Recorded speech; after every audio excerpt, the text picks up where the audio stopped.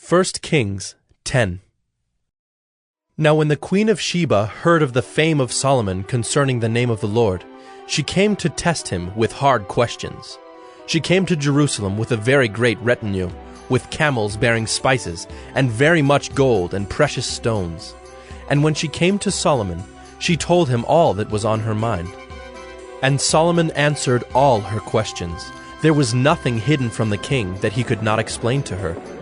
And when the queen of Sheba had seen all the wisdom of Solomon, the house that he had built, the food of his table, the seating of his officials, and the attendance of his servants, their clothing, his cupbearers, and his burnt offerings that he offered at the house of the Lord, there was no more breath in her. And she said to the king, "The report was true that I heard in my own land of your words and of your wisdom, but I did not believe the reports until I came and my own eyes had seen it.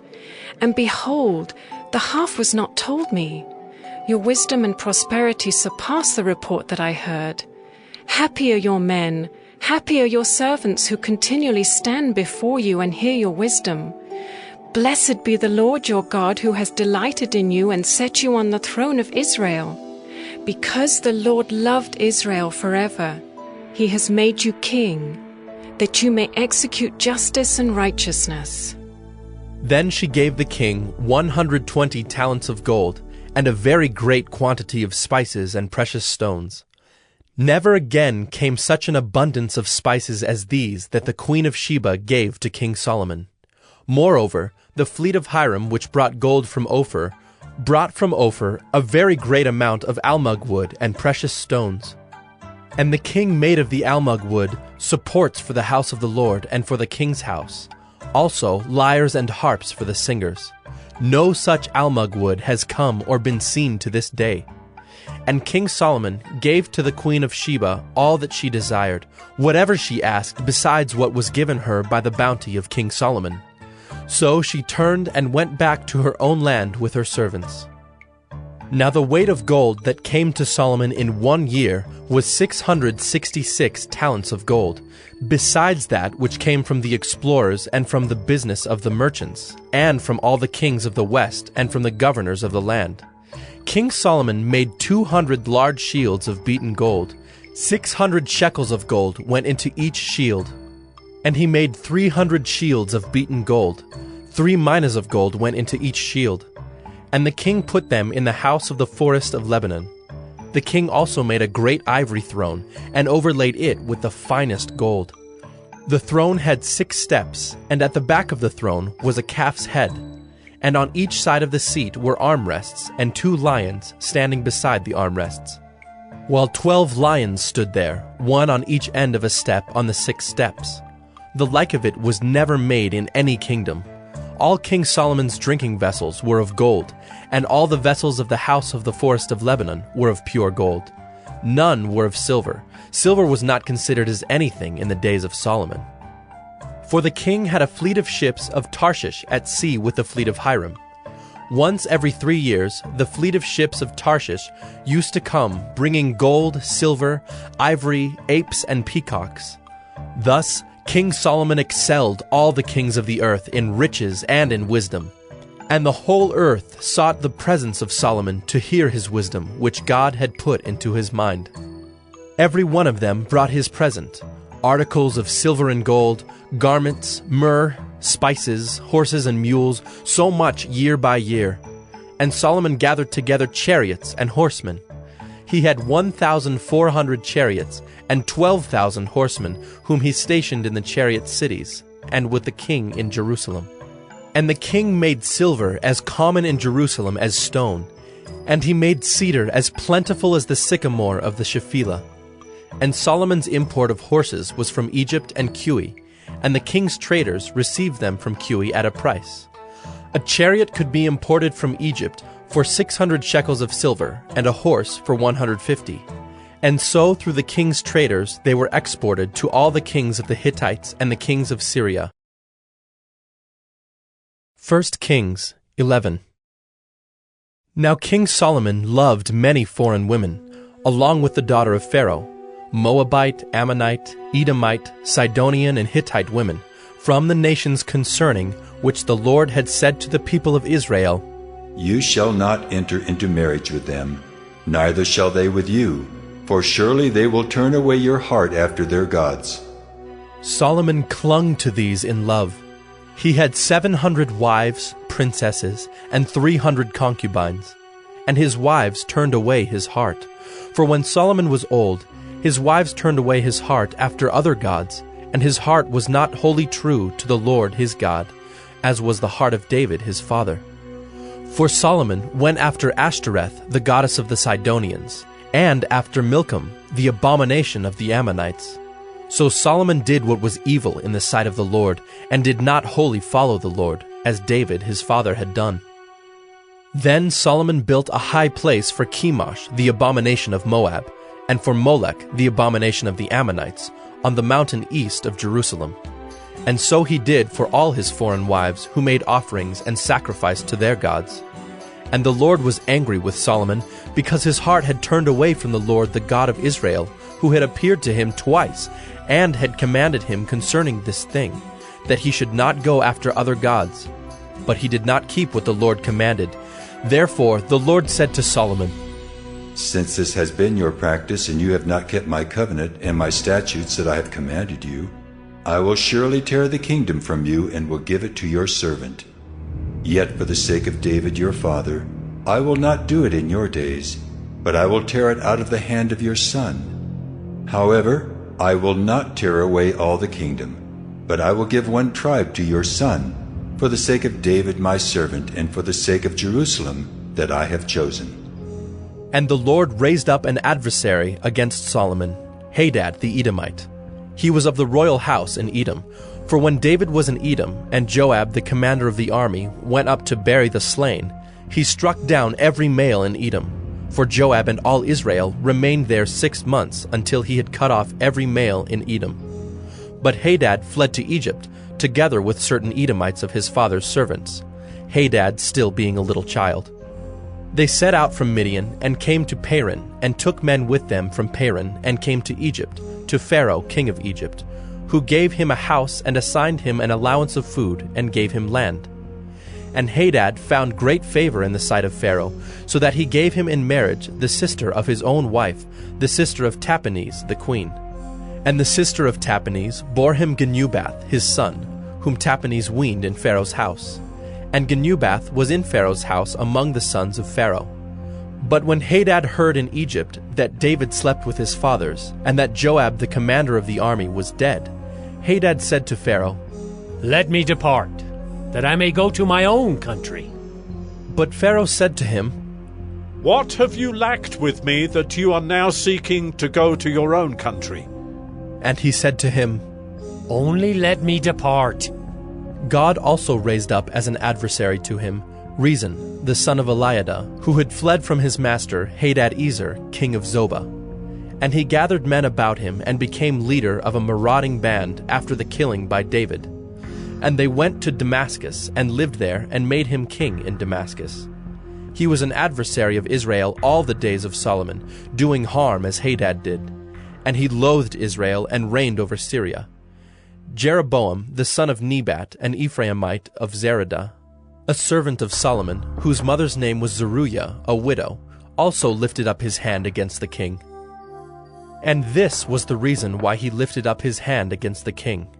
Solomon built the Millo, and closed up the breach of the city of David his father.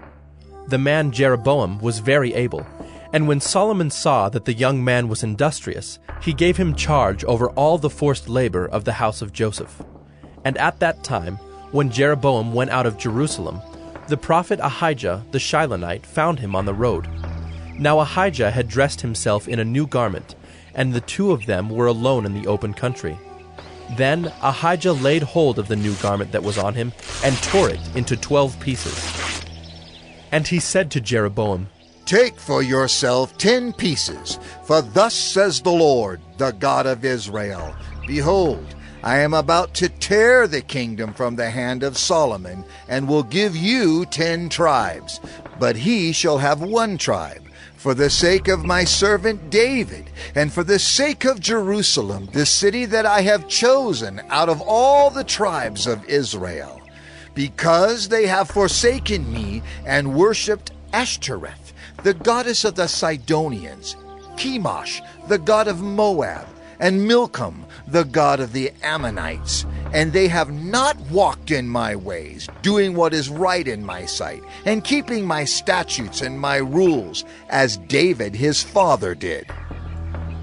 Nevertheless, I will not take the whole kingdom out of his hand, but I will make him ruler all the days of his life, for the sake of David my servant, whom I chose, who kept my commandments and my statutes. But I will take the kingdom out of his son's hand, and will give it to you, 10 tribes. Yet to his son I will give 1 tribe, that David my servant may always have a lamp before me in Jerusalem, the city where I have chosen to put my name. And I will take you, and you shall reign over all that your soul desires, and you shall be king over Israel. And if you will listen to all that I command you, and will walk in my ways, and do what is right in my eyes by keeping my statutes and my commandments, as David my servant did, I will be with you, and will build you a sure house, as I built for David, and I will give Israel to you. And I will afflict the offspring of David because of this, but not forever. Solomon sought therefore to kill Jeroboam. But Jeroboam arose and fled into Egypt, to Shishak, king of Egypt, and was in Egypt until the death of Solomon. Now the rest of the acts of Solomon, and all that he did, and his wisdom, are they not written in the book of the acts of Solomon? And the time that Solomon reigned in Jerusalem over all Israel was 40 years. And Solomon slept with his fathers, and was buried in the city of David his father. And Rehoboam his son reigned in his place. 1 Kings 12. Rehoboam went to Shechem, for all Israel had come to Shechem to make him king. And as soon as Jeroboam the son of Nebat heard of it, for he was still in Egypt, where he had fled from King Solomon, then Jeroboam returned from Egypt. And they sent and called him. And Jeroboam and all the assembly of Israel came and said to Rehoboam, Your father made our yoke heavy. Now therefore lighten the hard service of your father and his heavy yoke on us, and we will serve you. He said to them, Go away for 3 days, then come again to me. So the people went away. Then King Rehoboam took counsel with the old men who had stood before Solomon his father while he was yet alive, saying, How do you advise me to answer this people? And they said to him, If you will be a servant to this people today, and serve them, and speak good words to them when you answer them, then they will be your servants forever. But he abandoned the counsel that the old men gave him, and took counsel with the young men who had grown up with him, and stood before him. And he said to them, What do you advise that we answer this people, who have said to me, Lighten the yoke that your father put on us? And the young men who had grown up with him said to him, Thus shall you speak to this people who said to you, Your father made our yoke heavy, but you lighten it for us. Thus shall you say to them, My little finger is thicker than my father's thighs. And now, whereas my father laid on you a heavy yoke, I will add to your yoke. My father disciplined you with whips, but I will discipline you with scorpions. So Jeroboam and all the people came to Rehoboam the 3rd day, as the king said. Come to me again, the 3rd day.